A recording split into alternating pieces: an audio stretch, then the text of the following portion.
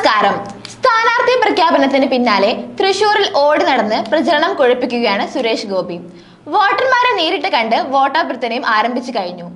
ഇത്തരത്തിൽ വോട്ട് നേടുന്ന സുരേഷ് ഗോപിയുടെ ഒരു വീഡിയോ ആണ് ഇപ്പോൾ സോഷ്യൽ മീഡിയയിൽ വൈറലാകുന്നത്. 5 വർഷത്തെ ഭരണത്തിൽ തൃപ്തിയുണ്ടെങ്കിൽ തനിക്ക് വോട്ട് ചെയ്യേണ്ടെന്ന് സുരേഷ് ഗോപി പറയുന്നതും തൃപ്തരാണെന്ന് വോട്ടർമാർ മറുപടി നൽകുന്നതുമാണ് വീഡിയോ. സംഭവം ഇങ്ങനെ: ജയിപ്പിക്കാനല്ല, ഭൂരിപക്ഷമാണ് വേണ്ടത്, അത് അത്യാവശ്യമല്ല. കഴിഞ്ഞ വർഷം ഏറ്റുവാങ്ങിയ തോൽവി എന്ന് പറയുന്നത് അധാർമിക തോൽവിയാണ്. തോൽപ്പിച്ചത് തന്നെയാണ്. അതിന് കൂട്ടുനിന്ന എന്റെ സതീർത്ഥനെയും എനിക്കറിയാം. സിനിമയിൽ തന്നെയുള്ള സതീർത്ഥൻ തന്നെയാണത്. കഴിഞ്ഞ 5 വർഷത്തെ ഭരണത്തിൽ നിങ്ങൾ തൃപ്തരാണെങ്കിൽ നിങ്ങൾ ഒരു കാരണവശാലും എനിക്ക് വോട്ട് തരേണ്ട എന്നായിരുന്നു സുരേഷ് ഗോപി പറഞ്ഞത്. ഇതിന് തൃപ്തരാണ് എന്നായിരുന്നു ആളുകളുടെ മറുപടി.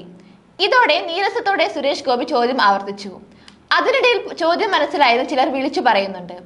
അതേസമയം കൂടി നിന്നവർ പ്രതികരിച്ചുമില്ല. ജയിപ്പിച്ചു വിട്ടയാൾ എന്ത് ചെയ്തുവെന്നാണ് ഞാൻ ചോദിച്ചതെന്നും അദ്ദേഹം നിങ്ങൾക്ക് വേണ്ടി പ്രവർത്തിച്ചിട്ടുണ്ടെങ്കിൽ എനിക്ക് വോട്ട് തരേണ്ടെന്നും സുരേഷ് ഗോപി ആവർത്തിച്ചു. അതിനിടെ ജയിപ്പിച്ചയാൾ ഇങ്ങോട്ട് വന്നിട്ടില്ലെന്ന് ചിലർ പറയുന്നുണ്ട്.